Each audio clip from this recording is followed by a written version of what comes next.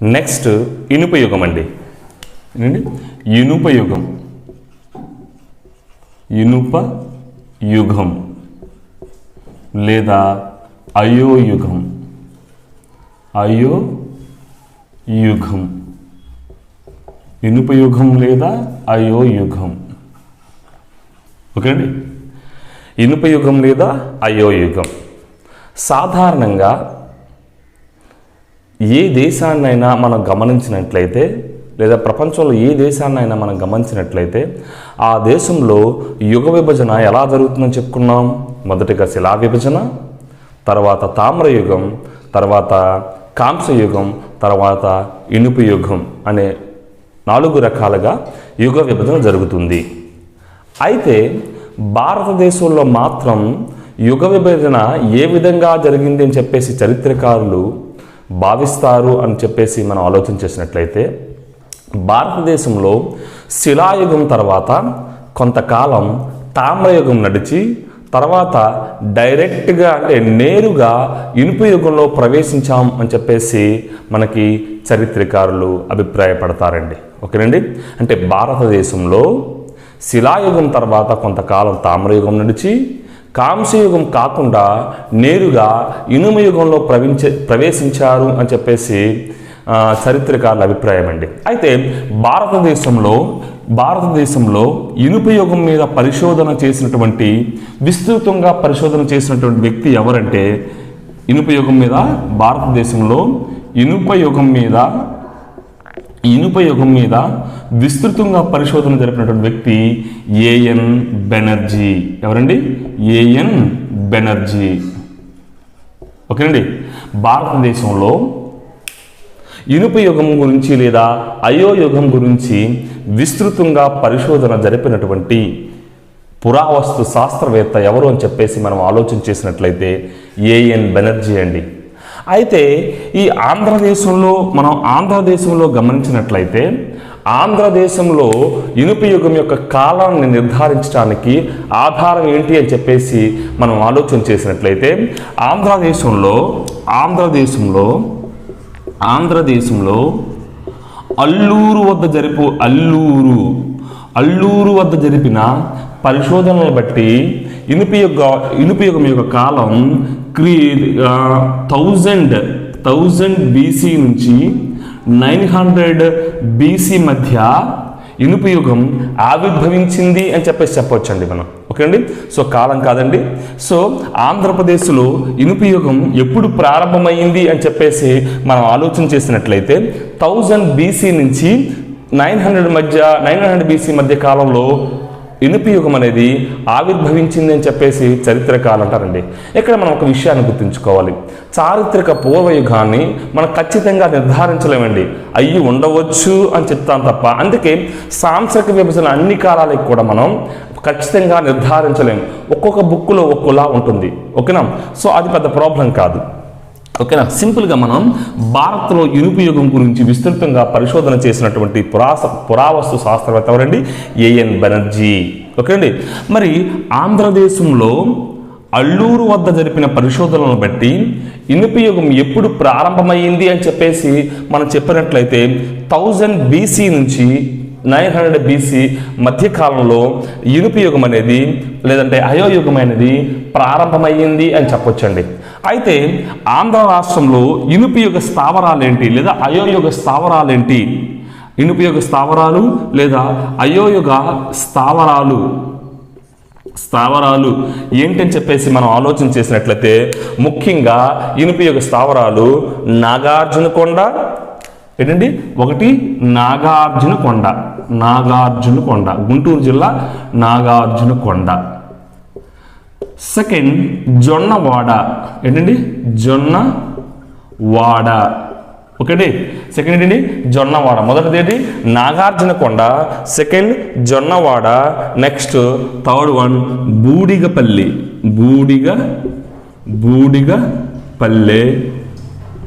So fourth one Naidupalle అండి, నాయుడుపల్లె ఏంటండి, నాయుడుపల్లె. So ఆంధ్రదేశంలో ఇనుపు యుగానికి సంబంధించిన స్థావరాలు ఎక్కడున్నాయండి, ఎక్కడ లభ్యమయ్యాయండి?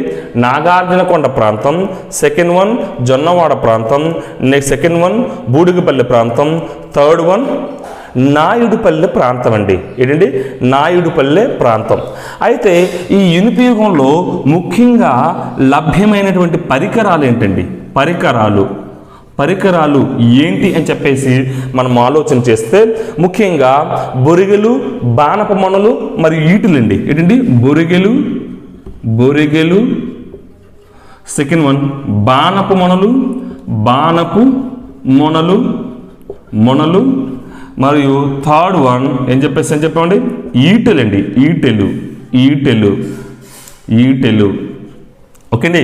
బొరిగెలు, బాణపు మొనలు మరియు ఈటెలు అనే పరికరాలు, ఇనుపు యుగానికి సంబంధించిన పరికరాలు ఎక్కువగా లభ్యమయ్యాయని చెప్పొచ్చండి. కొన్ని సమాధుల్లో త్రిశూలాలు కూడా లభ్యమయ్యండి. కొన్ని ఇనుపు యుగానికి సంబంధించిన సమాధుల్లో త్రిశూలాలు లభ్యమయ్యండి. త్రిశూలాలు కూడా లభ్యమయ్యాయి. సో ఈ త్రిశూలాలు లభ్యమైన దాన్ని బట్టి మనం ఏం చెప్పొచ్చు? ఇనుపు యుగం నాటి ప్రజలు శివారాధికులు అని చెప్పొచ్చు అండి. శివారాధికులు అంటే బహుశా శివుడిని ఆరాధించి ఉండవచ్చు అని చెప్తామండి. నిర్దిష్టంగా మనం చెప్పలేం, కానీ బహుశా శివుడిని ఆరాధించేవారు అని చెప్పేసి చెప్తామండి. ఓకే అండి. సో అయితే ముఖ్యంగా ఆంధ్రదేశాన్ని గమనించినట్లయితే ఆంధ్రదేశంలో అల్లూరు వద్ద జరిపిన పరిశోధనలను బట్టి ఇనుపు యుగం లేదా అయోయుగం ఎప్పుడు ప్రారంభమైందని చెప్పొచ్చునని మనం 1000 BC నుంచి 900 BC మధ్య కాలంలో ప్రారంభమైందని చెప్పేసి మనం చెప్పొచ్చండి. సో ఆంధ్రదేశంలో ఇనుపు యుగం సంబంధించిన స్థావరాలు ఎక్కడ బయలుపడ్డాయని మనకి? నాగార్జునకొండ ప్రాంతం, జొన్నవాడ ప్రాంతం మరియు బూడిగపల్లె మరియు నాయుడుపల్లె అండి.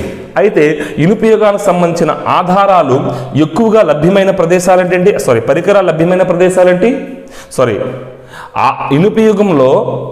ఇనుపు యుగానికి సంబంధించిన పనిముట్లు లేదా పరికరాలు ఏవేవి లభ్యమయ్యాయని చెప్పేసి మనం ఆలోచన చేసినట్లయితే బొరిగెలు, బాణపు మొనలు, ఈటులండి.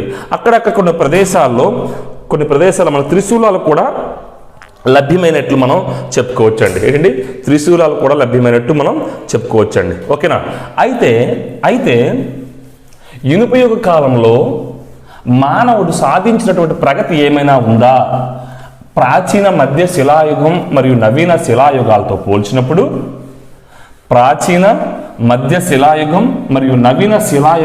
పోల్చినప్పుడు మానవుడు సాధించిన ప్రగతి ఏమైనా ఉందా? ఒకసారి ప్రగతిలోకి వెళ్ళే ముందు నిన్న నవీన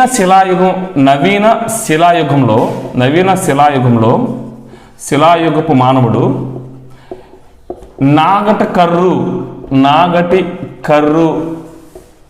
నాగటి కర్రును ఉపయోగించేవాడు భూమిని దున్నడానికి అని చెప్పామండి. ఈ నాగటి కర్రును ఉపయోగించి భూమిని దున్నినట్టు ఆధారాలు లభ్యమైన ప్రాంతం ఏదంటే నాగార్జునకొండ అండి. ఏంటండి? నాగార్జునకొండ. నిన్నటి క్లాస్లో ఈ విషయాన్ని నేను కొంత మిస్ అయ్యానండి, కాబట్టి అది యాడ్ చేసుకోండి, సారీ. ఓకే అండి. నవీన శిలాయుగపు మానవుడు తను భూమిని దున్నడానికి నాగటి కర్రు అనే ఒక పరికరాన్ని ఉపయోగించేవాడని చెప్పేసి డిస్కస్ చేస్తాం. అయితే నాగటి కర్రు ఉపయోగించి వ్యవసాయం చేసినట్టు ఆధారాలు లభ్యమైన ప్రాంతం ఏంటంటే నాగార్జునకొండ అండి. ఓకేనా? నాగార్జునకొండ ఒక పాయింట్ అక్కడ యాడ్ చేసుకోండి. ఓకే. నెక్స్ట్ వన్ చూడండి. ఇవండి ఇనుపు యుగం లేదా అయోయుగంలో మానవుడు సాధించినటువంటి ప్రగతి ఏంటి అని చెప్పేసి మనం ఆలోచించినట్లయితే ప్రగతి ఈ యుగంలో మానవుడు సాధించిన ప్రగతి అండి. ఏంటండి? ఇనుప యుగపు మానవుడు సాధించిన ప్రగతి ఏంటి అని చెప్పేసి మనం ఆలోచన చేసినట్లయితే చూడండి. ఈ యుగంలో మానవుడు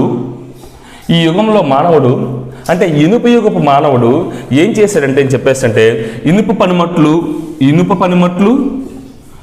పనిముట్లు ఇనుప పనిముట్లు మరియు ఉక్కు తయారీ నేర్చుకున్నాడండి. ఉక్కు తయారీ నేర్చుకున్నాడు.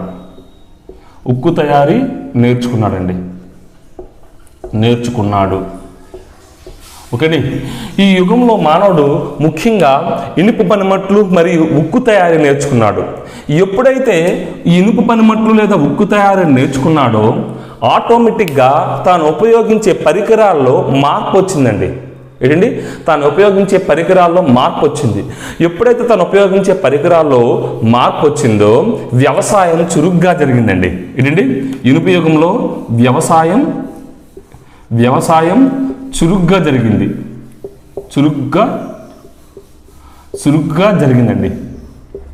ఓకేనండి.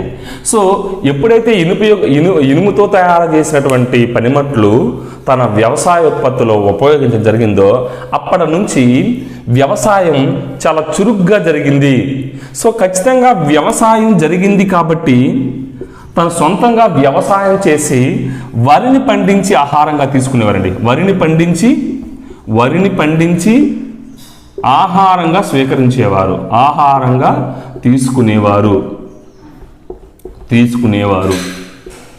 ఇనుప యుగానికి సంబంధించినటువంటి ప్రజలు ఇనుప పనిముట్లు మరియు ఉక్కును తయారీ ఎప్పుడైతే నేర్చుకున్నారో, ఉక్కుతో పరికరాలు తయారు చేయడం ఎప్పుడైతే నేర్చుకున్నారో, సో ఈ పనిముట్లు ఎక్కువగా ఉపయోగించడం వల్ల వాళ్ళు వ్యవసాయం చాలా చురుగ్గా చేశారండి. వ్యవసాయం ఎక్కువగా చురుగ్గా చేయడం వల్ల ఏం జరిగిందంటే ఎక్కువగా వ్యవసాయం చేసేటప్పుడు ఎక్కువగా ఏ పంటను పండించేవారండి? వరిని ఎక్కువగా పండించేవారు. వరిని ఎక్కువగా పండించి వరిని ఆహారంగా తీసుకునేవారు. వీళ్ళు ముఖ్యంగా ఆంధ్రదేశంలో ఇనుప యుగంలో మొట్టమొదటిసారిగా వరిని పండించి ఆహారంగా తీసుకునేవారు అని చెప్పి నిర్ధారించిన పురావస్తు శాస్త్రవేత్త ఎవరు అని చెప్పేసి అంటే డాక్టర్ సంఖాలియా అండి. ఎవరండి? డాక్టర్ సంఖాలియా. ఏం చెప్పారండి? ఆంధ్రదేశంలో మొట్టమొదటగా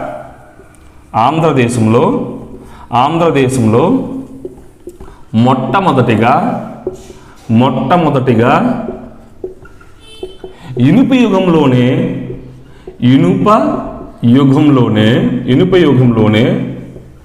మానవుడు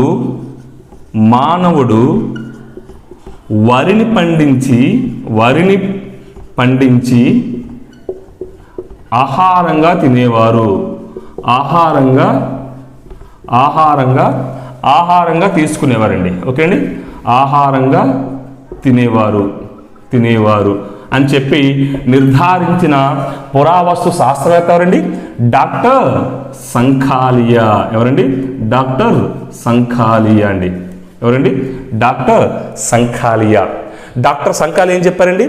ఆంధ్రదేశంలో మొట్టమొదటిసారిగా వరిని పండించి ఆహారంగా తీసుకున్నవారని చెప్పిన పురావస్తు శాస్త్రవేత్త ఎవరండి? డాక్టర్ సంఖాలియా అండి. ఓకే అండి. సో దీంతో పాటు ఆంధ్రదేశంలో మానవుడు సాధించినటువంటి ఇంకొక ప్రగతి ఏంటంటే ఈ ఇనుప యుగంలోనే పట్టణ జీవితం వేగంగా విస్తరించిందండి. ఏంటండి? పట్టణ జీవితం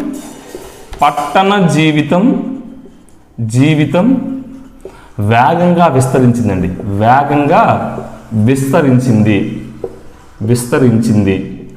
వేగంగా విస్తరించిందండి. ఇనుప యుగంలోనే మానవుడు సాధించిన ఇంకొక ప్రగతి అండి పట్టణ జీవితం అనేది ఆంధ్రదేశంలో ఈ అయోయుగంలోనే పట్టణ జీవితం అనేది చాలా వేగంగా విస్తరించిందండి.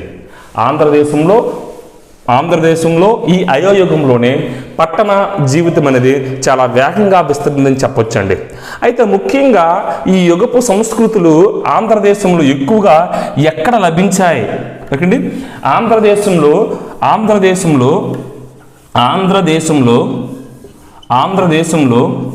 ఈ యుగపు సంస్కృతులు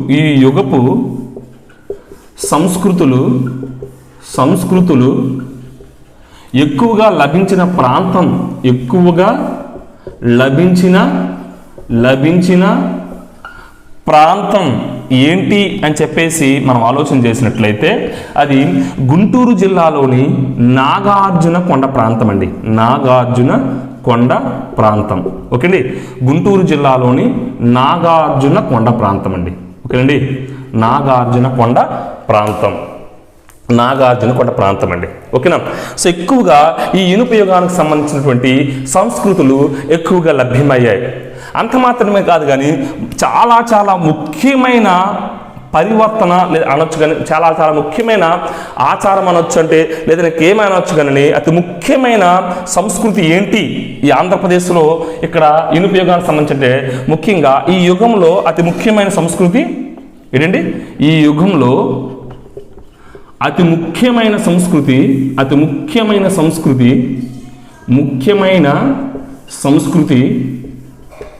ఏంటి అని చెప్పేసి అంటే బృహత్ శిలా సంస్కృతి అండి. ఏంటండి? బృహత్ శిలా సంస్కృతి.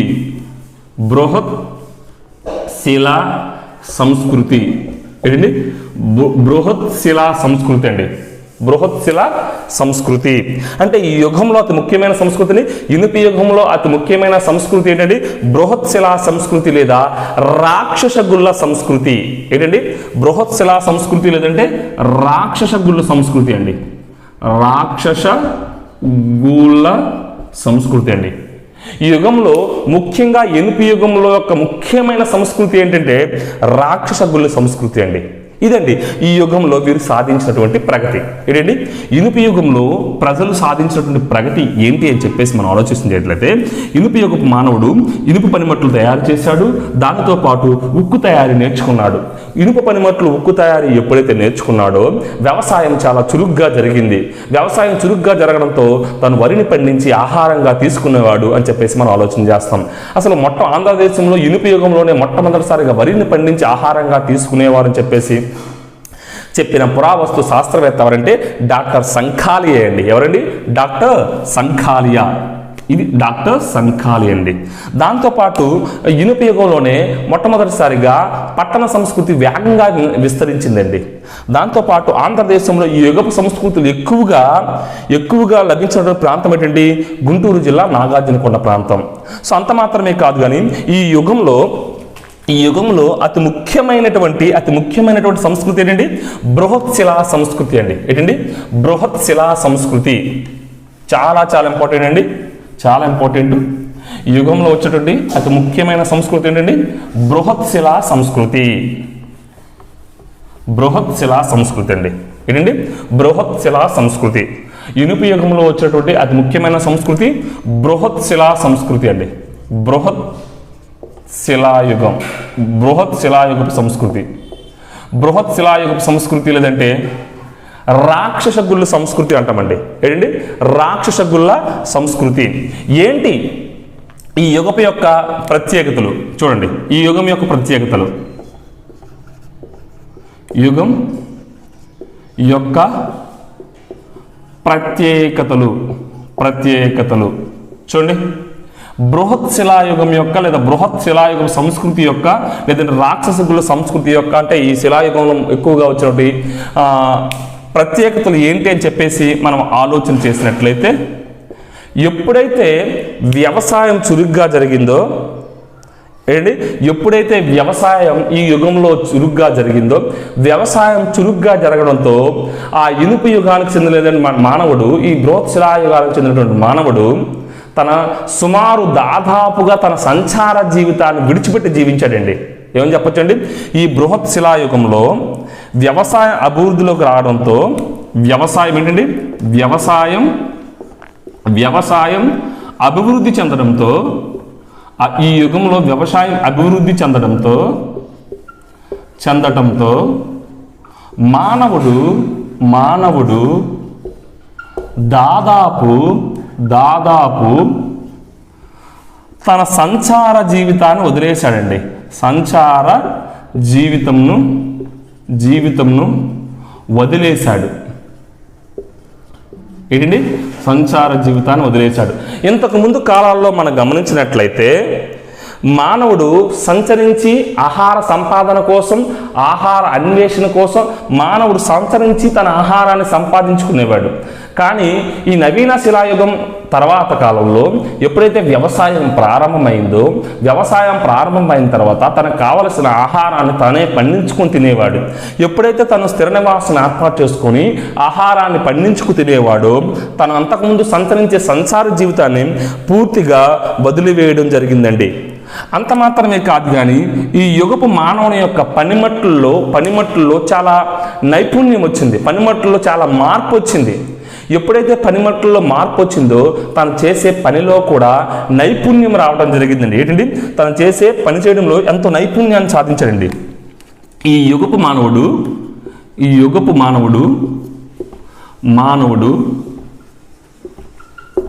పనిలో నైపుణ్యాన్ని సాధించాడని చెప్పవచ్చండి. ఈ యుగపు మానవుడు తను చేసే పనిలో నైపుణ్యాన్ని సాధించాడు. తను చేసే పనిలో నైపుణ్యం సాధించాడండి. నైపుణ్యం సాధించాడు. ఏ విధంగా నైపుణ్యం సాధించాడు? ఎందుకంటే పాతరాతి యుగానికి లేదా మధ్యరాతి యుగానికి చెందిన లేదా నవీన శిలాయుగానికి చెందినటువంటి పనిమట్ల కంటే ఈ యుగంలో పనిమట్లలో చాలా రకాలైన మార్పులు వచ్చాయి. ఆ పనిమట్లు తయారీలో మార్పు వచ్చింది. ఎప్పుడైతే పనిమట్లు తయారీలో మార్పు వచ్చిందో ఈ యుగపు మానవుడిలో కూడా తను చేసే పనిలో కూడా నైపుణ్యాన్ని సాధించడం జరిగిందండి. ఓకే అండి, నైపుణ్యాన్ని సాధించడం జరిగింది. ఇక్కడ చాలా ముఖ్యమైన లేదంటే ప్రాముఖ్యమైన అంశం ఏంటి అని చెప్పేసి అంటే ఆంధ్రదేశంలో ఇనుప పనిముట్లు లేదంటే ఆయుధాలు ఏంటండి, ఆంధ్రదేశంలో ఇనుప యుగంలో ఉపయోగించినటువంటి ఇనుప పనిముట్లు లేదంటే ఆయుధాలు ఎక్కువగా కొన్ని వింతైన సమాధుల్లో లభించేవండి. ఏంటండి, వింతైన సమాధులు లభించాయి. ఈ వింతైన సమాధుల్ని మనం ఏమంటామంటే రాక్షస గుళ్ళు లేదంటే బృహత్ శిలలు అంటామండి. ఏమంటామండి? బృహత్ శిలలు, రాక్షస గుళ్ళు లేదా బృహత్ శిలలు అంటాం. వీటిని ఇంగ్లీష్లో మెగాలిత్స్ అంటామండి. ఏమంటామండి? మెగాలిత్స్ అంటాం. ఏంటంటే చెప్పండి ఒకసారి. ఆంధ్రదేశంలో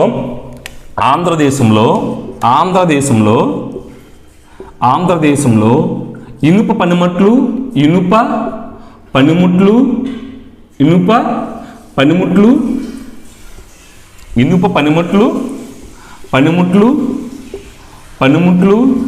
మరియు ఆయుధాలు లేదంటే నవీన ఇనుప యుగం లేదా అయోయుగానికి చెందినటువంటి మానవుడు వాడిన పరికరాలు లేదంటే వాళ్ళు వాడినటువంటి ఆభరణాలు మిక్కిలి వింతైన సమాధులు దొరికాయండి. మిక్కిలి వింతైన సమాధులు లభ్యమయ్యాయండి. వింతైన సమాధుల్లో దొరికాయి, సమాధుల్లో లభ్యమైనవి. ఓకే అండి, లభ్యమైనవి. సో ఈ వింతైన సమాధుల్లే మనం ఏమన్నామండి? బృహత్ శిలలు అన్నామండి. ఏమన్నామండి? బృహత్ శిలలు లేదంటే ఏమనొచ్చు? రాక్షస గుళ్ళు. ఏంటండి? రాక్షస గూళ్ళు. ఇంగ్లీష్లో వీటిని ఏమంటారండి? మెగాలిత్స్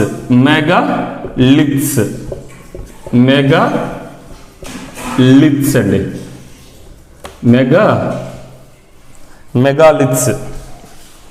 మెగాలిత్స్. ఓకేండి, వీటిని ఏమనండి? మెగాలిత్స్ అన్నామండి. చాలా ఇంపార్టెంట్, డిస్కస్ చేద్దాం అన్ని కూడా. ఏంటంటే మెగాలిత్స్ అన్నాం.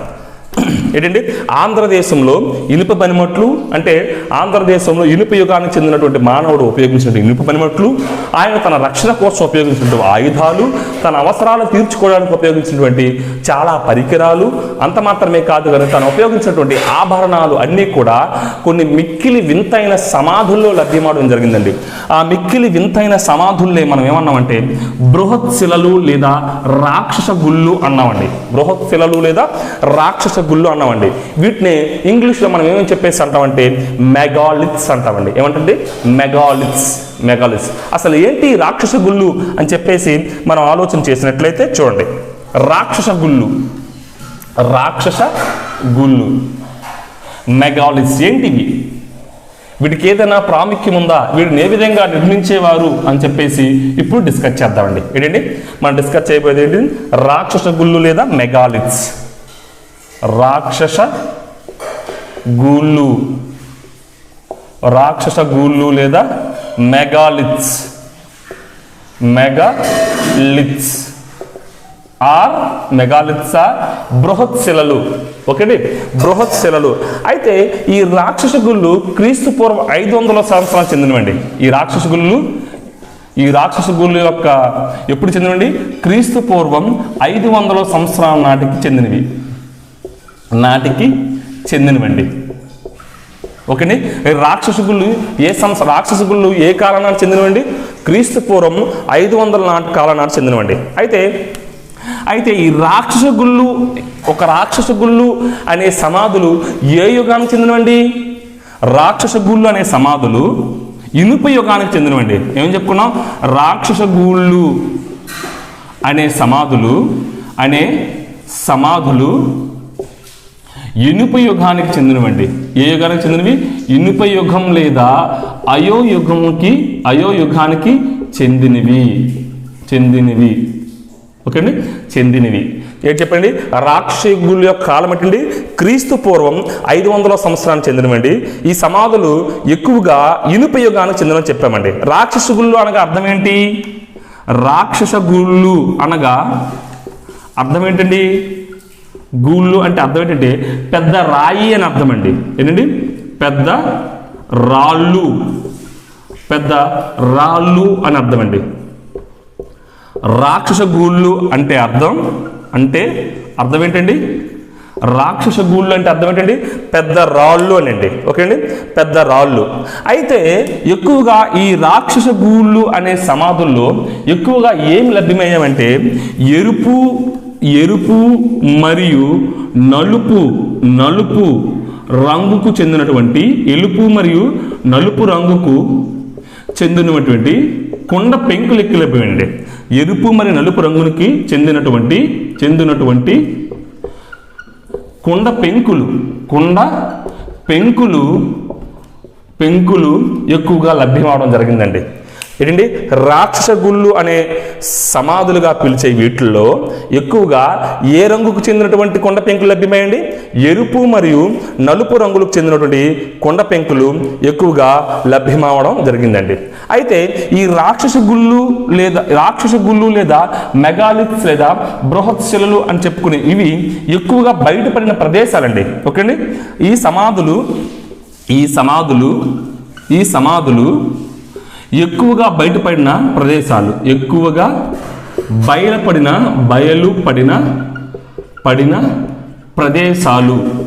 ప్రదేశాలు మనం గమనించినట్లయితేనండి, ఈ సమాధులు ఎక్కువగా బయటపడిన ప్రదేశాలు చూడండి. ఒకటి బ్రహ్మగిరి అండి. ఒకటేంటండి? బ్రహ్మగిరి ప్రాంతం. ఓకే అండి. 2 ఏం చేయండి? గుడివాడ. ఏంటండి? గుడివాడ. ఓకే అండి. 3 నాగార్జున కొండ. 4 పత్తిపాడండి. ఓకే అండి. సో ఇనుప యుగం లేదా అయో యుగానికి చెందినటువంటి ఈ రాక్షస గుళ్ళు అనే సమాధులు ఎక్కువగా బయటపడినటువంటి ప్రాంతం ఏంటండి? బ్రహ్మగిరి ప్రాంతం, గుడివాడ ప్రాంతం, మరియు నాగార్జున కొండ ప్రాంతం, మరియు పత్తిపాడు ప్రాంతం అండి. ఏంటండి? పత్తిపాడు ప్రాంతం. చూడండి, ఏంటి రాక్షస గుళ్ళు అంటే ఏం చెప్పుకున్నామండి? క్రీస్తు పూర్వం 500 సంవత్సరాల నాటికి చెందినవండి ఇవి. ఏంటి? క్రీస్తు పూర్వం 500 సంవత్సరాల నాటికి చెందినవి ఏంటి? రాక్షస గుళ్ళు అనేవి. అయితే ఈ రాక్షస గుళ్ళు అనే సమాధులు ఏ యుగానికి చెందినవని చెప్పుకున్నామండి? ఇనుప యుగానికి చెందినవిగా చెప్పుకున్నాం. అయితే ఈ ఇనుప యుగానికి చెందినటువంటి ఈ రాక్షస గుళ్ళు అంటే అర్థం ఏంటి అని చెప్పుకున్నామండి? రాక్షస గుళ్ళు అనగా పెద్ద రాళ్ళు అని చెప్పేసి మనం ముందే చెప్పుకున్నాం. ఎక్కువగా సమాధుల్లో వాళ్ళు ఆడినటువంటి వస్తువులు కానీ, వాళ్ళు ఆడినటువంటి ఆభరణాలు కానీ, వాళ్ళు ఆడినటువంటి ఆయుధాలు కానీ ఎక్కువగా సమాధుల్లో లభ్యమయ్యాయని చెప్పామండి. వాళ్ళు ఆడిన వస్తువుల్లో ఎక్కువగా ఈ రాక్షస గుళ్ళలో ఏం లభ్యమయ్యాయంటే ఎరుపు మరియు నలుపు రంగుకు చెందినటువంటి కొండ పెంకులు ఎక్కువగా లభ్యమయ్యాయండి. ఏం లభ్యమయ్యాయని? కొండ పెంకులు. అయితే ఈ ఇనుప యుగానికి సంబంధించినటువంటి సమాధులు ఎక్కువగా లభ్యమైనటువంటి ప్రాంతాలు లేదా ప్రదేశాలు ఏంటి అని చెప్పేసి మనం ఆలోచన చేసినట్లయితే, మొదటిగా బ్రహ్మగిరి ప్రాంతము, 2వది గుడివాడ, 3వది నాగార్జున కొండ, 4వది పత్తిపాడండి. అంత మాత్రమే కాదండి, ఇక్కడ మనం గమనించినట్లయితే ఈ రాక్షస గుళ్ళు గమనించినట్లయితే ముఖ్యంగా నల్గొండ జిల్లా ఏలేశ్వరం అనే ఒక ప్రాంతం దగ్గర ఏం లభ్యమైందంటే ఒకే సమాధిలో స్త్రీ పురుషుల యొక్క మృతదేహాలకు సంబంధించిన ఆధారాలు లభ్యమైనది. ఏంటండి? ఎక్కడండి? ఏలేశ్వరం దగ్గర. ఓకేండి,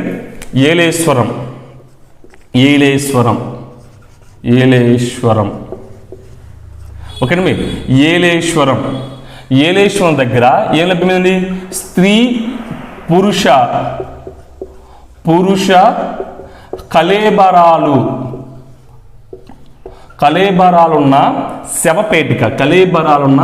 శవపేటిక లభించిందండి. ఓకేండి. అంటే ఒకే శవపేటికలో స్త్రీ పురుషులకు సంబంధించినటువంటి కళేబరాలు ఉన్నాయి. ఓకేండి. అది ఎక్కడ లభించిందండి? ఏలేశ్వరం దగ్గర లభించింది. సో దీన్ని బట్టి మనం ఏం అర్థం చేసుకోవచ్చు అని చెప్పేసి చరిత్రకారులు చెప్పారంటే, దీన్ని బట్టి బహుశా ఇనుప యుగంలో సతీ సహగమనం అనే ఆచారం ఉండవచ్చు అని అంటామండి. నిర్దిష్టంగా చెప్పలేం, ఎందుకంటే నిర్దిష్టమైన ఆధారాలు లేవు కాబట్టి మనం ఏం చెప్తాం, చరిత్ర పూర్వయుగం మొత్తం కూడా ఉండవచ్చు, ఉండవచ్చు, అలా జరిగి ఉండవచ్చు అంటాం, అంతే తప్ప నిర్దిష్టమైన ఆధారాలు లేవండి. సో స్త్రీ పురుష కళేబరాలకు సంబంధించిన శవపేటిక లభ్యమవడంతో చరిత్రకారులు ఏం చెప్తారంటే, బహుశా ఈ యుగంలో సతీ సహగమనం ఉండవచ్చు అంటారు. లేదంటే స్త్రీ పురుషులు ఇద్దరు కూడా వ్యభిచారంలో పట్టబడి వ్యభిచార నేరంలో పట్టబడడం వల్ల వాళ్ళకు విధించిన ఒక శిక్ష కూడా ఉండవచ్చు అని చెప్తారండి. సో వ్యభిచార నేరంలో పట్టబడడం వల్ల వాళ్ళిద్దరికీ మరణ శిక్ష విధించి వాళ్ళని ఒకే శవపేటికలో సమాధి చేశారని చెప్పేసి అనే వాదన కూడా ఒకటి ఉందండి. అంటే బహుశా అయితే వాళ్ళు అక్కడ సతీ సహగమనాచారం ఉండాలి, లేదంటే వాళ్ళు వ్యభిచార నేరంలో పట్టబడి వాళ్ళని సమాధి చేసి ఉండొచ్చు అని చెప్పేసి అంటారండి. ఓకేండి. అయితే ముఖ్యంగా ఈ ఇనుప యుగ సంస్కృతిని మనం గమనించినట్లయితే ఎక్కువగా ఇనుప యుగ సంస్కృతి ఏంటండి, ఈ ఇనుప యుగానికి సంబంధించిన సంస్కృతి దేంతో ముడిపడింది? ఇనుప యుగం ఎక్కువగా దేంతో ముడిపడింది? ఇనుప యుగం ఎక్కువగా ఈ రాక్షస గుళ్ళతో ముడిపడి ఉందండి. ఎక్కువగా రాక్షస గూళ్ళతో ముడిపడి ఉందండి. ముడిపడి ఉందని చెప్పొచ్చండి. ఇనుపయోగం ఎక్కువగా దేంతో ముడిపడి ఉందండి? రాక్షస గుళ్ళతో ముడిపడి ఉందండి. అయితే ఈ రాక్షస గుళ్ళును ఆంధ్రదేశంలో వివిధ ప్రాంతాల్లో వివిధ పేర్లతో పిలుస్తారు. చిత్తూరు జిల్లాలో ఈ రాక్షస గుళ్ళను ఏమని పిలుస్తారంటే కరుంబర గుహలు అని పిలుస్తారండి. ఏంటండి? కురుంబర. ఓకేండి. కురుంబర గూళ్ళు అని పిలుస్తారండి. ఏంటండి? చిత్తూరు గుళ్ళలో రాక్షస గుళ్ళను ఏమని పిలుస్తారండి? కురుంబర గూళ్ళు. అదే కర్నూలు కడప అయితే ఏంటండి? కడప జిల్లాలో ఈ రాక్షస గుళ్ళను పాండవ గూళ్ళు అని పిలుస్తారండి. ఏంటండి? పాండవ గూళ్ళు అని పిలుస్తారు. ఓకేండి. కర్నూలు ప్రాంతంలో రాక్షస గూళ్ళను కురుంబర గూళ్ళు అని పిలిస్తే, కర్నూలు కడప ప్రాంతంలో ఈ రాక్షస గూళ్ళను పాండవ గూళ్ళు అని చెప్పేసి పిలుస్తారని చెప్పేసి మనం నేర్చుకున్నామండి. అంత మాత్రమే కాదు కానీ అనంతపురంలో ఏమని పిలుస్తారంటే అనంతపురం జిల్లాలో మొరీవర గూళ్ళు అని పిలుస్తారండి. ఏమంటారండి? మొరీవర గూళ్ళు అని పిలుస్తారండి. ఓకే అండి. ఏంటండి? సో ఏం చెప్పుకున్నాం? ఈ రాక్షస గుళ్ళను ఆంధ్రప్రదేశ్లో వివిధ ప్రాంతాల్లో వివిధ పేర్లతో పిలుస్తారని చెప్పామండి. వివిధ ప్రాంతాల్లో వివిధ పేర్లతో పిలుస్తారని చెప్పేసి మనం ఆలోచన చేసామండి. ఓకేనండి. చిత్తూరు జిల్లాలో కురుంబర గుళ్ళని, కర్నూలు జిల్లాలో పాండవ గుళ్ళని, అనంతపురం జిల్లాలో మొరీవర గుళ్ళు అని చెప్పేసి పిలుస్తారని చెప్పేసి మనం నేర్చుకున్నామండి. ఓకేనండి. అయితే ఇక్కడ మనకు ఒక ముఖ్యమైన ఒక చిన్న పాయింట్ ఉందండి. అదేంటంటే కూజ ఆకారంలో గల సమాధులు బయలుపడిన ప్రాంతం ఏదని చెప్పేసి అంటే నెల్లూరు జిల్లా జొన్నవాడ అండి. ఏంటండి? నెల్లూరు జిల్లా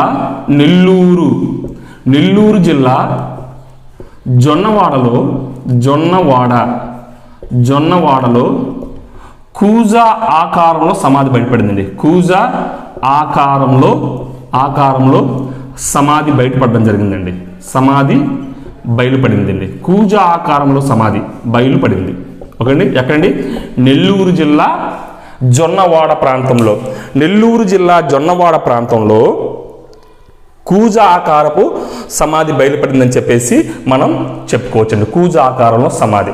అయితే ముఖ్యంగా ఈ ఇనుప యుగానికి సంబంధించిన బట్టి ఈ రాక్షస గుళ్ళు 12 రకాలు ఉంటాయండి. ఎన్ని రకాలు ఉంటాయండి? ఇనుప యుగానికి సంబంధించిన రాక్షస గుళ్ళు 12 రకాలు ఉన్నాయండి. ఈ రాక్షస గుళ్ళు 12 రకాలైన రాక్షస గుళ్ళు ఉన్నాయండి. అయితే ఈ 12 రకాల్లో ఆంధ్రప్రదేశ్లో 4 రకాల రాక్షస గుళ్ళు బయలుపడడం జరిగిందండి.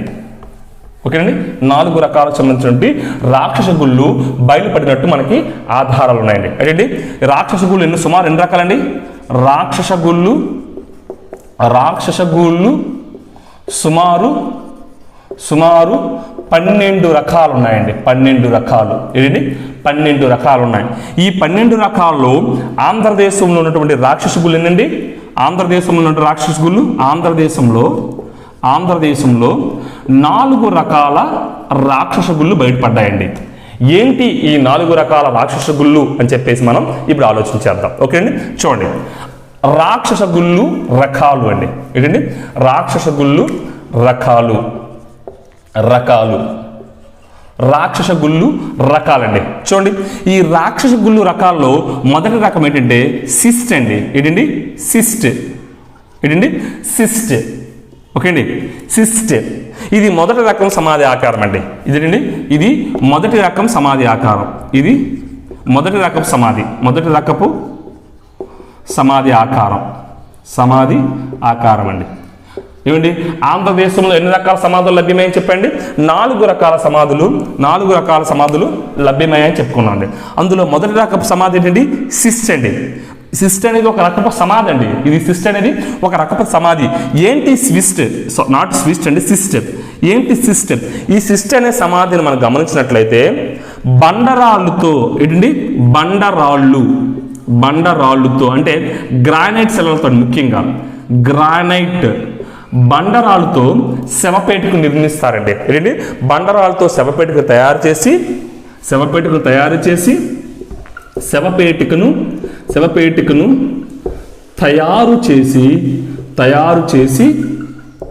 బండరాళ్ళతో శవపేటికను తయారు చేసి భూమిలో పాతి పెడతారండి. భూమిలో పాతి పెడతారండి. ఓకే అండి, బండరాతిని ఏంటండి బండరాళ్ళతో లేదా గ్రానైట్ శిలలతో శవపేటికను తయారు చేసి భూమిలో పాతి పెడతారండి. అయితే ఇక్కడ గమనించాలండి, ఈ శవపేటిక పైన కప్పబడిన రాయికి, ఏదైతే ఈ శవపేటిక ఉందో ఈ శవపేటిక పైన కప్పబడిన రాయికి ఒక రంధ్రం చేసి ఉంచుతారండి. ఏంటండి శవపేటిక పైన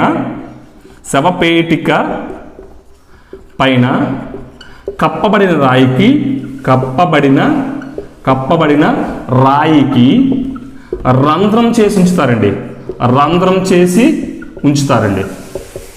రంధ్రం చేసి ఉంచుతారు. ఏంటి ఈ శవపేటిక పైన కప్పబడిన రాయికి రంధ్రం చేసి ఉంటుందండి. అంటే ఎందుకు రంధ్రం చేసి ఉంచుతారు అని చెప్పేసి మనం ఆలోచన చేసినట్లయితే, ఒకవేళ ఆ శవానికి తిరిగి ప్రాణం వచ్చిందనుకోండి, అది ఆక్సిజన్ పీల్చుకొని బయటికి రావడానికి వీలుగా అని చెప్పేసి కొంత మనం అర్థం చేసుకోవచ్చండి. ఓకే అండి, ఏంటండి ఏం చెప్పాం? ఈ సిస్టమ్ ఏంటండి? ఇది మొదటి రకపు సమాధి అండి.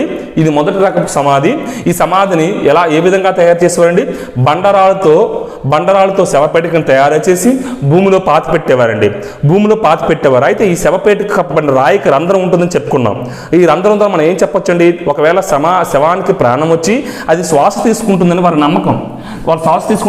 అంటే వాళ్ళకి శవాలకు తిరిగి ప్రాణం వస్తుంది, మన పితృల్లో ఒకవేళ ప్రాణం వచ్చి తిరిగి వస్తే వాళ్ళు దేవుళ్ళుగా మనం కొలవచ్చు అంటే బహుశా వాళ్ళకి పితృదేవత ఆరాధన ఉందని చెప్పొచ్చండి. అంటే బహుశా అంతే.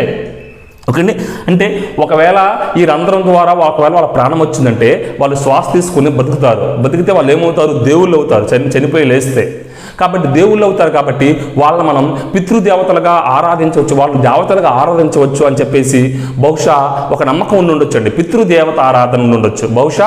ఏమండి పితృదేవత ఆరాధన. ఇంతకుముందు ఏం చెప్పాం? సమాధుల్లో త్రిశూలాలు దొరకడం వాళ్ళు ఏం చెప్పొచ్చు? వాళ్ళు శివారాధికులు అయి ఉండొచ్చు అని చెప్పాను. శివుడిని ఆరాధించే ప్రజలు అయి ఉండొచ్చు అని ఊహించి చెప్పారు సార్ శాస్త్రవేత్తలు. అలాగే ఇక్కడ కూడా శవపేటిక మీద రాయికి రంధ్రం చేసి ఉంచడం వల్ల ఏం చెప్పామంటే వాళ్ళు బహుశా పితృదేవత ఆరాధికులై ఉంటారు. అంటే శవానికి తిరిగి ప్రాణం వచ్చి లేస్తుందని చెప్పే ఆచారం ఉంది అని చెప్పేసి చెప్పొచ్చండి, వారి నమ్మకం అండి. అయితే ఈ యొక్క శిష్ట రకపు సమాధులు ఆంధ్రప్రదేశ్లో సుమారు అన్ని ప్రాంతాల్లో లభ్యమయ్యండి. ఒక్క వైజాగ్ తప్ప అన్ని ప్రాంతాల్లో కూడా ఈ శిష్ట రకానికి చెందినటువంటి సమాధులు లభ్యమయ్యాయండి. చూడండి ఏంటండి, ఆంధ్రదేశంలో ఇలాంటి సమాధులు ఆంధ్రదేశంలో ఇలాంటి సమాధులు వైజాగ్ తప్ప, వైజాగ్ అంటే విశాఖపట్నం తప్ప అన్ని ప్రాంతాల్లో లభ్యమయ్యండి. అన్ని ప్రాంతాల్లో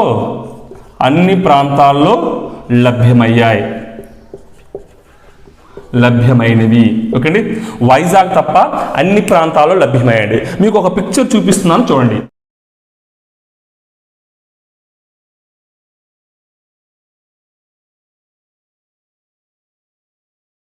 మీరు ఈజీగా అర్థం చేసుకోవచ్చండి. ఓకేనండి, మొదటి రకం సమాధి సిస్ట్ అండి.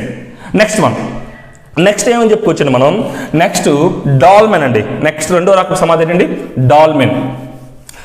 రెండవ రకపు సమాధి డాల్మెన్.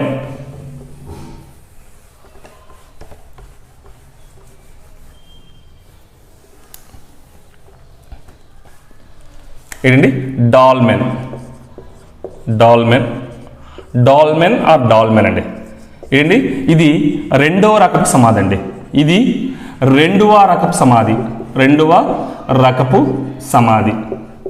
అండి.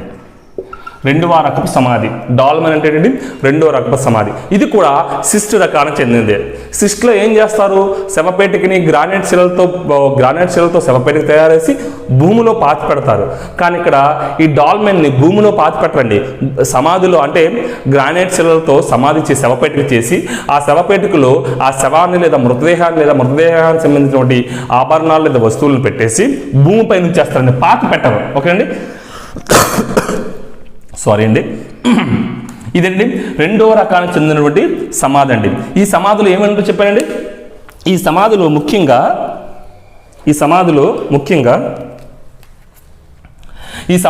ఏంటండి, ఇది కూడా సిస్ట్ రకానికి చెందినదండి. ఇది కూడా సిస్ట్ రకానికి చెందిన సమాధి. సిస్ట్ రకానికి చెందిన సమాధి. ఇది కూడా ఏంటండి, సిస్ట్ రకానికి చెందినటువంటి సమాధి అండి. కావున దీన్ని ఏం చేస్తారండి, దీన్ని భూమిలో పోర్చరండి. దీన్ని భూమిలో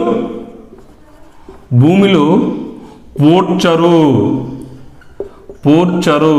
ఏం చేస్తారండి, భూమిపైనే ఉంచుతారండి. ఓకే అండి, ఉంచుతారు.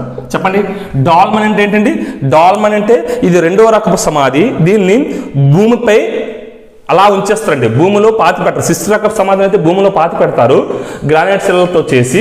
దీన్ని కూడా గ్రానైట్ శిలలతో లేదా బండరాలతో శవపేటిక తయారు చేస్తారు, కానీ భూమిలో పాతి పెట్టరు, భూమిపైనే ఉంచేస్తారు. ఓకేనా. అయితే ఇటువంటి రకపు డాల్మెన్ సమాధులు ఎక్కువగా ఎక్కడ లభ్యమయ్యాయి అంటే కృష్ణా, చిత్తూరు. ఏంటండి, ఎక్కువగా లభ్యమైన ప్రాంతాలు ఏంటండి, కృష్ణా, చిత్తూరు, తూర్పు గోదావరి, పశ్చిమ గోదావరి జిల్లాల్లో ఎక్కువగా డాల్మెన్ రకానికి చెందినటువంటి సమాధులు లభ్యమవడం జరిగిందండి. ఓకే అండి, పిక్చర్లో మీకు డాల్మెన్ రకపు సమాధిని ఒకసారి చూపిస్తున్నాను చూడండి. ఓకే అండి, డాల్మెన్ రకపు సమాధి ఇదండి, డాల్మెన్ రకపు సమాధి. ఓకేనండి. సో మూడవది మనకేంటంటే, సార్కోఫోగస్ అండి, శవకోష్టికలు. ఏంటండి, మూడవ సమాధి ఏంటండి, సార్కోఫోగస్ లేదా శవకోష్టికలు. ఏంటండి, సార్కోఫోగస్ లేదా శవకోష్టికలు. మూడవ రకం సమాధి ఏంటండి, సార్కోఫోగస్ లేదా శవకోష్టికలు.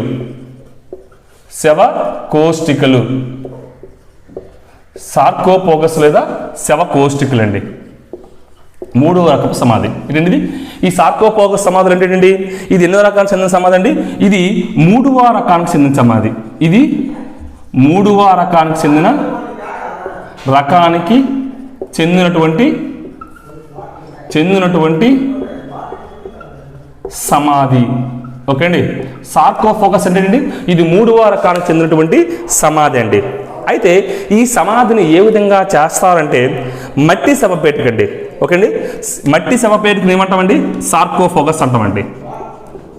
మట్టి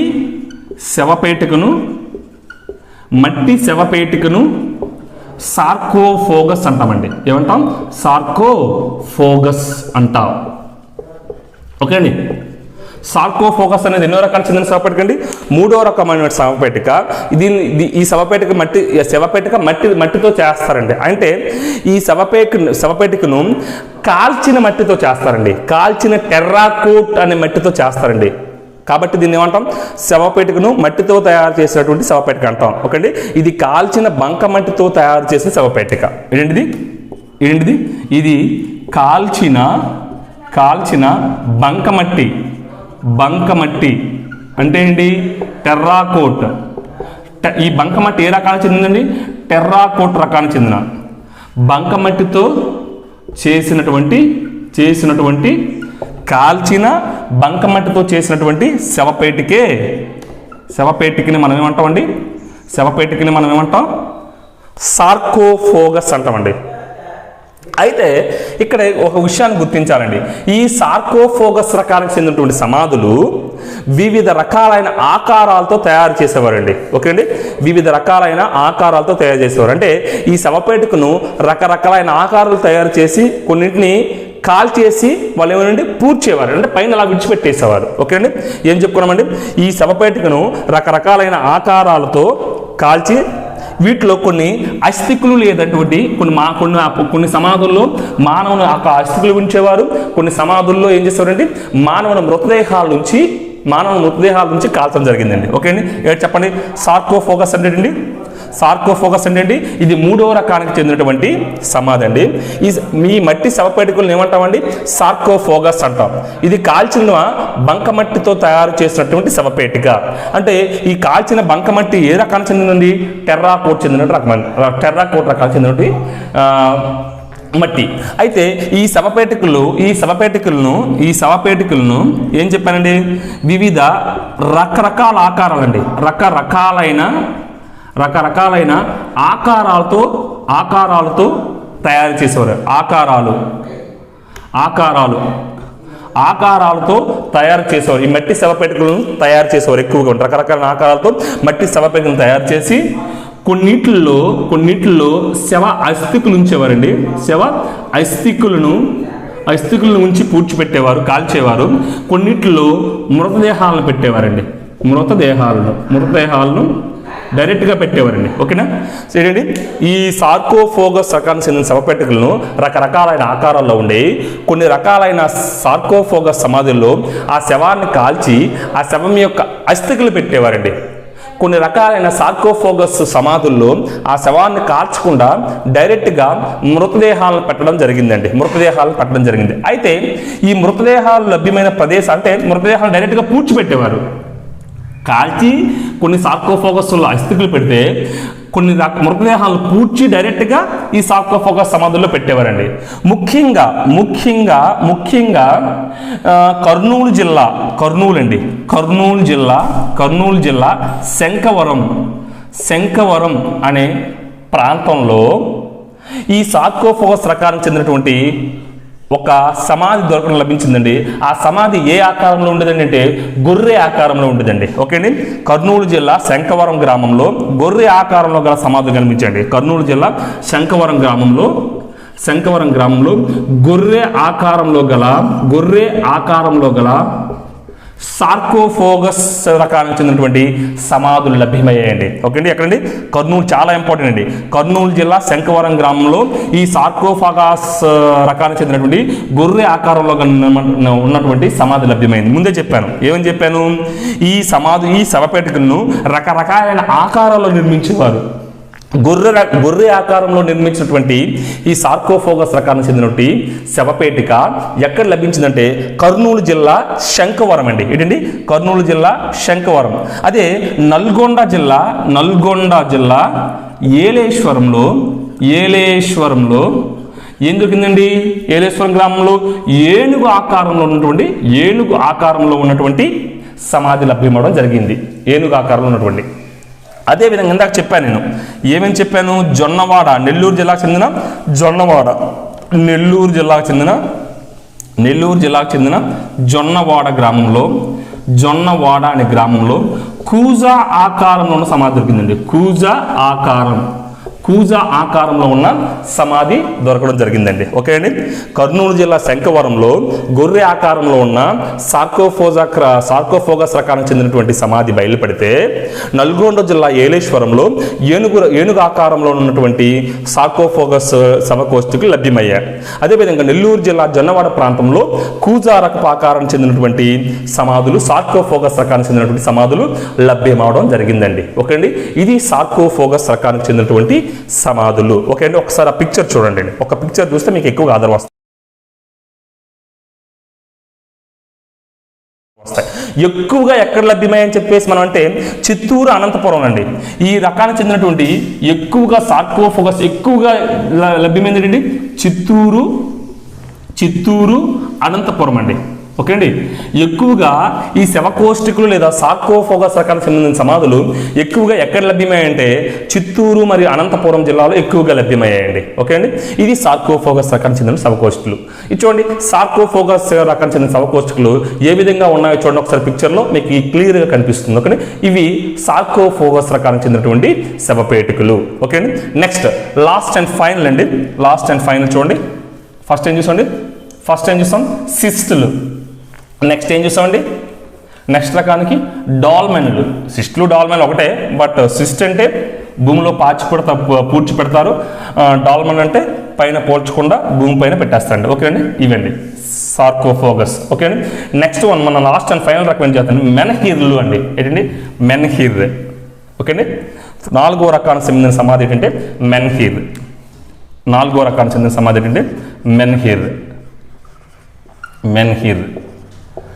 మెన్హీర్ రకపు సమాధి అండి. ఏంటి, మెన్హీర్ రకపు సమాధి. ఇదేంటండి 4వ రకానికి చెందిన సమాధి. 4వ రకానికి చెందినటువంటి సమాధి అండి. సమాధి. ఓకే అండి. మెన్హీర్ అంటే ఏంటండి, మెన్హీర్ అనేది 4వ రకానికి చెందినటువంటి సమాధి అండి. అంటే సింపుల్గా మెన్హీర్ అంటే ఏంటండి, ఈ రాక్షస గుళ్ళలో చనిపోయిన వారి స్మృతి చిహ్నంగా ఒక శిలాసంగా నిలుపుతారండి. దాన్నే మనం ఏమంటాం, మెన్హీర్ అంటామండి. ఏంటండి, మెన్హీర్. రాక్షస గుళ్ళలో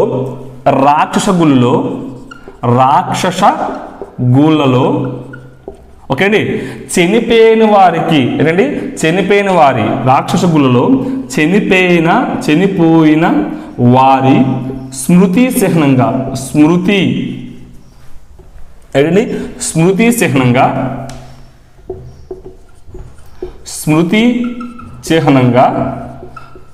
చిహ్నంగా స్థిలాస్తంభాన్ని నిలబెడతారండి. స్థిలాస్తంభం ఇలా నిలువుగా నిలబెడతారండి. ఓకేనా, పిక్చర్లో చూపిస్తాను. ఓకేనండి. శిలాస్తంభంను నిలబెడతారండి. ఓకేనే, శిలాస్తంభాన్ని నిలబెట్టడం జరుగుతుంది. ఓకేనా. సో రాక్షసుగుల్లో చనిపోయిన వారి స్మృతి చిహ్నంగా ఒక శిలాస్తంభాన్ని నిలబెడతారండి. ఓకేనే. ఓకే అండి. సో నిలబెడతారు. అయితే ఇది ఈ శిలాస్తంభం ఏ విధంగా ఉంటుందండి, భూమిలో పాతి పెట్టబడి ఉంటుంది. సుమారు 2 నుంచి 6 మీటర్ల పొడవు వరకు కూడా ఉన్నటువంటి ఈ శిలాస్తంభాలు మనకి లభ్యమవడం జరిగిందండి. ఓకే అండి. ఏం చెప్పుకున్నామండి, దీనిని భూముల్లో పూడ్చిపెట్టి ఈ సమాధిపై చూడండి.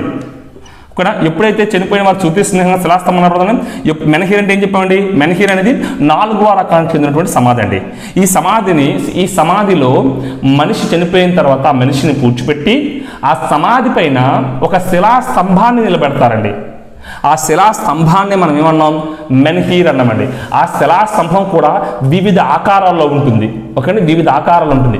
సుమారు ఆ శిలాస్తంభం యొక్క ఎత్తు 2 నుంచి ఎన్ని మీటర్లు ఉందని చెప్పండి, 2 నుంచి 6 మీటర్లు ఉంటుందని చెప్పేసి మనం చెప్పుకున్నామండి. అయితే ఇటువంటి మెన్హీర్ రకానికి చెందినటువంటి సమాధులు ఎక్కువగా ఎక్కడ లభ్యమయ్యాయని చెప్పేసి మనం అంటే కృష్ణా జిల్లా రేవరాల ప్రాంతంలో ఎక్కువగా మనకి లభ్యమవడం జరిగిందండి. లభ్యమవడం జరిగింది. ఓకే.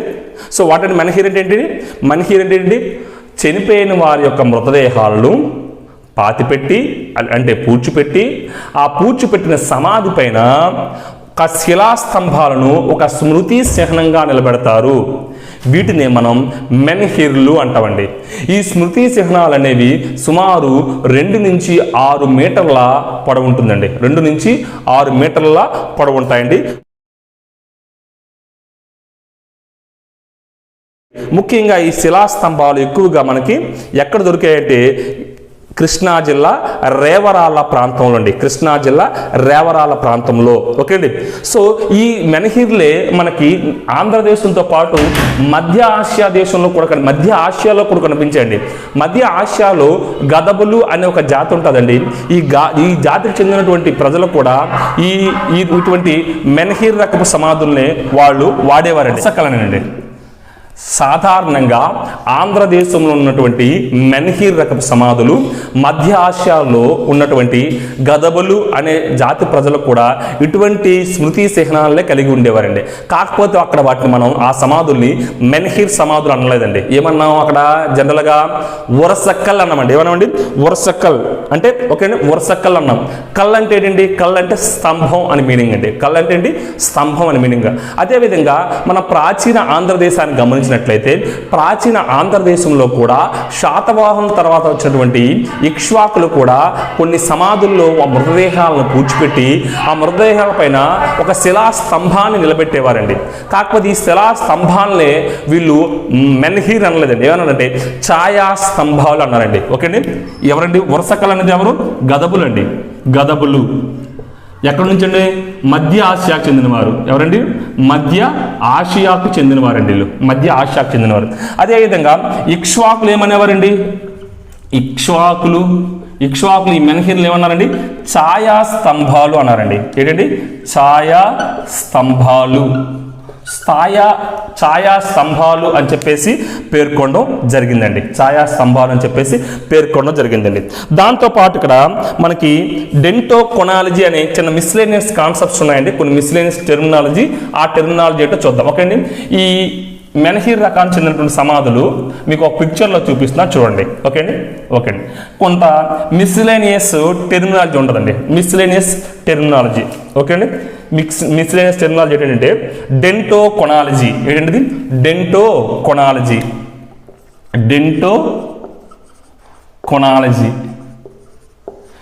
డెంటోకొనాలజీ తెలుగులో మనం ఎక్కువ నేర్చుకుంటాం. దీన్ని వార్షిక వలయాలు అంటామండి. ఏమంటామండి? వార్షిక వలయాలు అని చెప్పేసి పేర్కొంటామండి. అంటే బాగా వయసున్న చెట్లు యొక్క వయస్సును నిర్ధారించవచ్చండి. ఎప్పుడైనా ఆ బాగా ముదిరిన వయసున్న చెట్లు కాండాలను మనం కోసినట్లయితే ఆ కాండంలో ఇలాగా వార్షిక వలయాలు ఉంటాయండి. సర్కిల్స్లో ఇలాగ కాండాన్ని ఇలా గమనించమనుకోండి. ఇలాగా ఆ కాండాన్ని కట్ చేసినట్లయితే ఇలాగ చివరిలో వార్షిక వలయాలు ఉంటాయండి.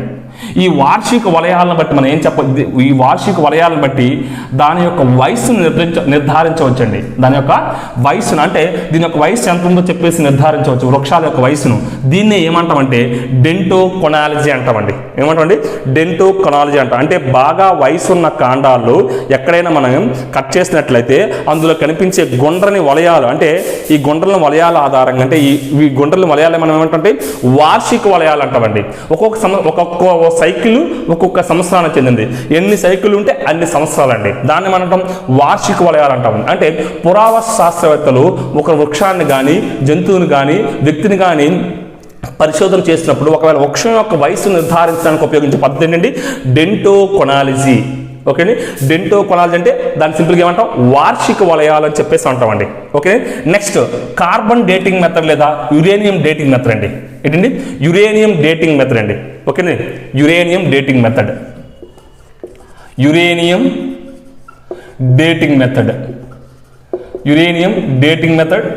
కొన్నిసార్లు కార్బన్ డేటింగ్ మెథడ్ అండి. కార్బన్ డేటింగ్ మెథడ్ అంటామండి. కార్బన్ డేటింగ్ మెథడ్లో C14 అనే ఒక ఐసోటోప్ను వాడతామండి. ఐసోటోప్ని మనం యూజ్ చేస్తాం. ఓకేనా. సో కార్బన్కి 3 ఐసోటోప్స్ ఉంటాయండి. ఒకటి C12, C13, C14 అనే ఐసోటోప్స్ ఉంటాయండి. ఐసోటోప్. సో ఏంటి ఐసోటోప్ అంటే? ఆ పరమాణువు యొక్క పరమాణు సంఖ్య సమానంగా ఉండి ఆ పరమాణు ద్రవ్యరాశి వేరువేరుగా ఉంటే దాన్ని ఏమంటామండి? ఐసోటోప్ అంటామండి. కార్బన్ డేటింగ్ మెథడ్లో మనం ఏ ఐసోటోప్ యూజ్ చేస్తామంటే C14 ఐసోటోప్ యూజ్ చేస్తాం. సార్ మరి C12ని C13ని ఎందుకు యూజ్ చేయండి సార్ అంటే C12 C13 ఐసోటోప్తో పోల్చినప్పుడు C14 యొక్క ఐసోటోప్ జీవితకాలం ఎక్కువగా ఉంటుంది. Abundance, the natural abundance of C12 is more when compared to C12 isotope and C13 isotope. That's why C14 isotope is taken as a reference isotope by using using carbon dating method. The lifespan of carbon dating method is very more, అంటే ఎక్కువగా ఉంటుంది. Carbon dating యొక్క life span జీవితకాలం ఎక్కువగా ఉండటం వల్ల carbon dating మెథడ్లో అంటే శిలాజాల యొక్క వయస్సును నిర్ధారించే మెథడ్లో ఎక్కువగా ఈ కార్బన్ డేటింగ్ మెథడ్ లేదా యురేనియం డేటింగ్ మెథడ్ని యూజ్ చేస్తామండి. దేనికి యూజ్ చేస్తామండి? యురేనియం డేటింగ్ మెథడ్ ఎక్కువగా దేనికి యూజ్ చేస్తాం? శిలాజాల వయస్సును నిర్ధారించడానికండి. శిలాజాల వయస్సును నిర్ధారించడానికి ఈ యురేనియం డేటింగ్ మెథడ్ని మనం యూజ్ చేస్తాం. కొన్నిసార్లు కార్బన్ డేటింగ్ మెథడ్ కూడా మనం యూజ్ చేస్తామండి. ఓకే అండి, శిలాజాల ఒక వయస్సును నిర్ధారించడానికి. ఓకే అండి, ఇదండి చారిత్రక పూర్వయుగానికి సంబంధించినటువంటి ముఖ్యమైన అంశాలన్నీ కూడా. ఓకే అండి, చారిత్రక పూర్వయుగంలో చారిత్రక పూర్వయుగం ఏ లోహంతో ప్రారంభమైందండి? రాగి లోహంతో. చారిత్రక పూర్వయుగం ఏ లోహం ఉపయోగించడంతో ఎండ్ అయిందండి? ఇనుప యుగం. ఓకే అండి, ఇనుపు లోహం. ఓకే అండి, ఇదండి చారిత్రక పూర్వయుగానికి సంబంధించినటువంటి ముఖ్యమైన అంశాలు. ఓకేనండి. ఓకే అండి, యురేనియం డేటింగ్ మెథడ్ దేనికి ఉపయోగిస్తారండి? శిలాజాల వయస్సును నిర్ధారించడానికి. ఓకే అండి, కార్బన్ డేటింగ్ మెథడ్ కూడా దేనికి ఉపయోగిస్తారండి? శిలాజాల వయస్సును నిర్ధారించడానికి ఉపయోగిస్తాం. కార్బన్ డేటింగ్ మెథడ్లో ఉపయోగించే మూలకపు ఐసోటోప్ ఏదండి? Carbon C14 isotope. ఐసోటోప్ అంటే ఏంటండి? ఒకే రకమైన పరమాణు సంఖ్య కలిగి ఉండి వేరువేరు ద్రవ్యరాశి కలిగి ఉంటే దాన్ని ఏమంటామంటే ఐసోటోప్ అంటామండి. The atoms of the same element having same atomic number but differ in mass number. ఓకేనండి, అది C14 ఐసోటోప్ సంబంధించిన విషయాలు. ఒకటి ఇక రాక్షస గుళ్ళు అన్నీ కూడా ఒకే యుగానికి చెందినటువంటివి. అవేంటి? బృహత్ శిలాయుగానికి లేదంటే ఇనుప యుగానికి లేదంటే అయో యుగానికి చెందినవే. కానీ వాటి నిర్మాణాల్లో వైవిధ్యం ఉంది. అన్నీ ఇనుప యుగానికి చెందినవే కానీ వాటి రాక్షసుల నిర్మాణాల్లో మాత్రం వైవిధ్యం ఉంది. ఆ వైవిధ్యాన్ని బట్టి ఈ 4 రకాల సమాధుల గురించి మనం డిస్కస్ చేస్తామండి. ఓకే అండి, థ్యాంక్ యూ.